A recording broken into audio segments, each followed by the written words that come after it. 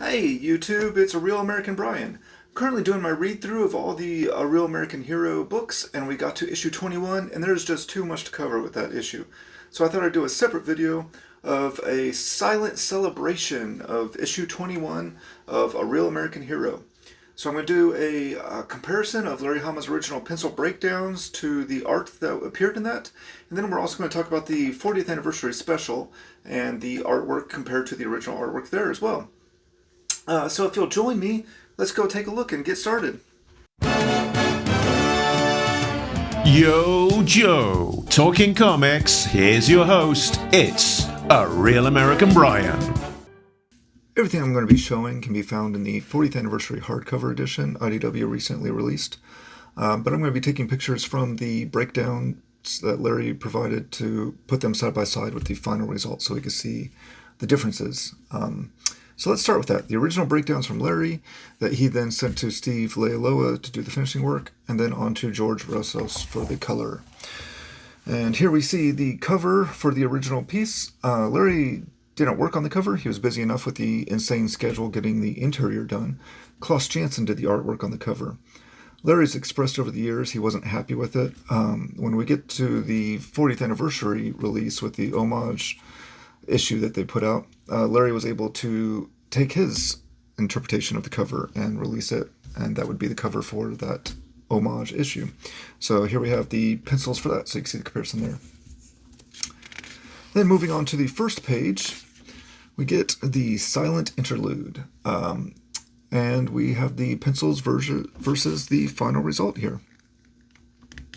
If you aren't familiar with the history of this completely silent issue or why it happened, it was all really a scheduling issue.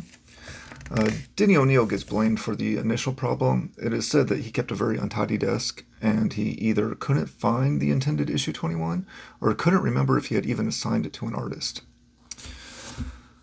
With only 3 weeks to work on it and get it out in time, Larry proposed a solution.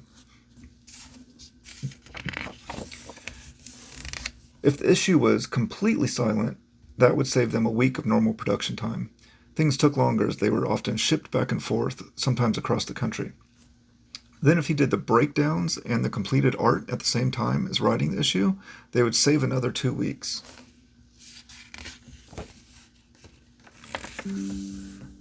Then he could get the pencils to Steve Leialoha, who was the fastest inker he knew. As the pages were inked, they were sent to the colorist, and they managed to get the entire issue done in the small 3-week window they had. Larry got a big jump start on the entire process by writing it and doing the breakdowns in 3 days, basically working around the clock to get it done. One of the most amazing things to me about Larry taking on this insane project, he has said the first thing he did was lay out the panels for all 22 pages. So before he had a story or an idea of what he wanted art-wise, he already limited himself by having to fit it into the panels that he had laid out. Just a crazy process. You would assume with such a rush job and cutting corners that the result would be less than stellar comic book, but what came of it was a historically significant and truly great book. The visual storytelling that Larry achieved has been celebrated by cartoonists since this issue was released. It is an amazing example of using the medium in all of its strengths. The issue when it was released was received with mixed reviews. Many people wrote into Marvel saying they got an error copy that was missing the lettering, or they were upset they paid full price for a book that only took them a couple of minutes to get through. There are those that praised it initially, but they would grow much more numerous as time went on. The book would see 3 printings, so there was definitely some demand from comic buyers in the 80s. It is now regarded as one of, if not the most important G.I. Joe issue, and bigger than that, one of the most important comic books of its time. Larry would revisit this silent issue idea many more times over the run of G.I. Joe, but none of them would be like the first time people saw it. Outside of the history of why the book happened, this was a very important book for the G.I. Joe story of the time. We'd received a couple of hints of Snake Eye's ninja background before, but this was the big step forward into bringing ninjas into G.I. Joe, and they would go on to be a major part of the story going forward.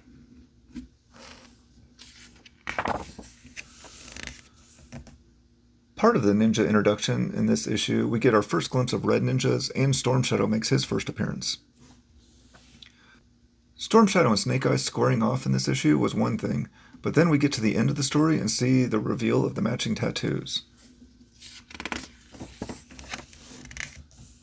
Larry has talked about his writing style a lot. He makes it up as he goes, so he doesn't know what will be on page 10 until he gets to page 8. Regarding the tattoos, he has said he got to the end and noticed that both characters had their arm exposed after the fight tore their uniforms. He thought, what could I do with that? And then decided they would have matching tattoos, not knowing where he would go with that from there. A talented artist and writer in Larry Hama was able to take this unique situation of a super tight deadline to pull off a historically significant comic book, and we have been able to enjoy it and look back on it for years. Alright, now I wanted to do a comparison for the homage issue, the 40th anniversary special that this cover comes from. So in this one, different artists were asked to participate, and basically each artist would be assigned a page, or choose a page, and went through a process, and they would do their interpretation of that original page in their own style. So starting with the cover, Larry Hama did the pencils and Steve Leialoha did the finishes, so the team that did the interior of the original issue were working on the cover because the original issue had Klaus Janson doing the cover. So this was Larry's chance to do the cover, and we see the differences between his version and the original. I'm going to try and keep a little swift pace going through these, so if you want to pause them and take a closer look at the comparisons, feel free to. The first page is Tom Feister doing his interpretation of Storm Shadow and the Claw flying towards the castle. And they took out the silent interlude title image there. I don't know if that was the artist decision or an editing decision, but very cool page. Then on page 2, Freddie Williams II took over that, who did a lot of the G.I. Joe work during the IDW time. And Tim Lottie did page 3. Very different from the original. And Alex Sanchez took on Snake Eyes going airborne. And Brian Sharir, one of my favorite artists, got the page of Storm Shadow and Scarlet in the dungeon with the bite. Dan Schoening took over for Destro, and when he's at his security monitor. And Casey Maloney brought us Snake Eyes landing on the castle.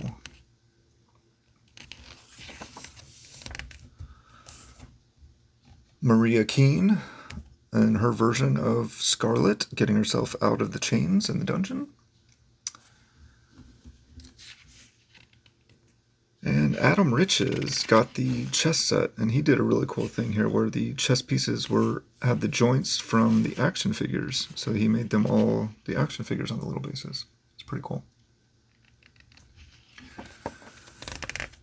And Alex Milne did this page.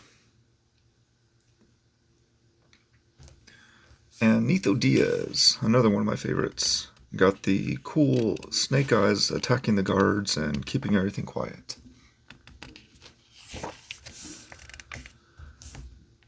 Billy Penn got the rest of that with Destro seeing the Cobra Trooper fall by his window. And Kei Zama brought us this page.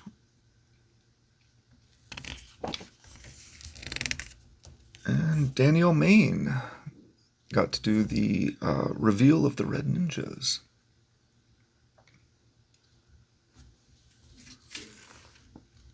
And Kuber Bio got this page.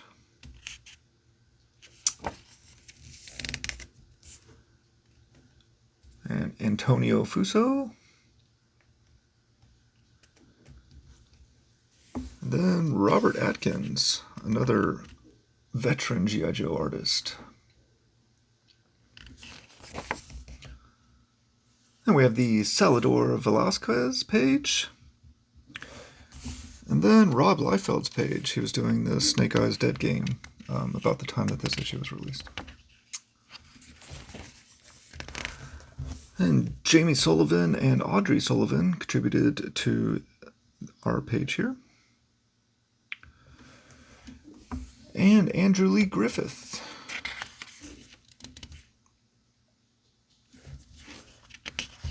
And finally, Ron Joseph got the final page with the matching tattoos.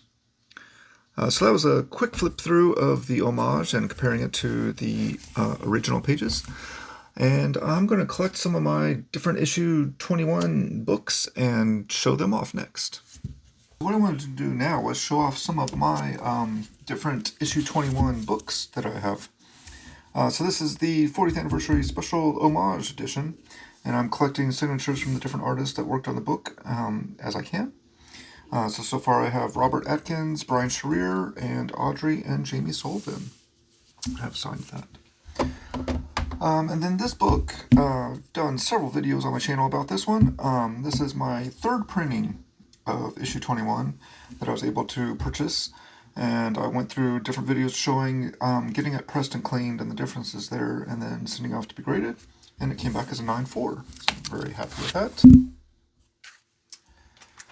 And then, very recently, I picked this one up. This is a first printing newsstand edition, but it is restored, which kills the value of the book quite a bit, but along with reducing that value makes it affordable for me. And, I don't mind having the restored label for now. I'll probably upgrade that down the line, but for now I'm happy with it. This is a convention exclusive reprint with a different cover. This has Storm Shadow on the cover, obviously, and it is reprinting issue 21. And then another variant cover. This is reprinting the Complete Silence issue that IDW put out. That was a reprint of issue 21, and then one of the other smaller stories, maybe 21 and a half, maybe? I'm not sure. One of the other smaller silent stories that led into it. But yeah, so that's just a few books that I wanted to show off to finish this. I hope you've enjoyed the silent celebration that I've done going through this book. If you've been following along with the Real American Hero read-through I've been doing, I appreciate that, and I hope you will continue doing that. I will be going through the rest of the series. If you haven't, check those out. If this is your first time to the channel, if you like what you've seen, if you made it this far in the video, you must have liked something. Consider subscribing and liking this video. I would really appreciate it. Other than that, I will get back to doing some more G.I. Joe coverage and have more videos coming soon. Thanks for watching. That was a Real American Brian. And now you know, because knowing is half the Brian.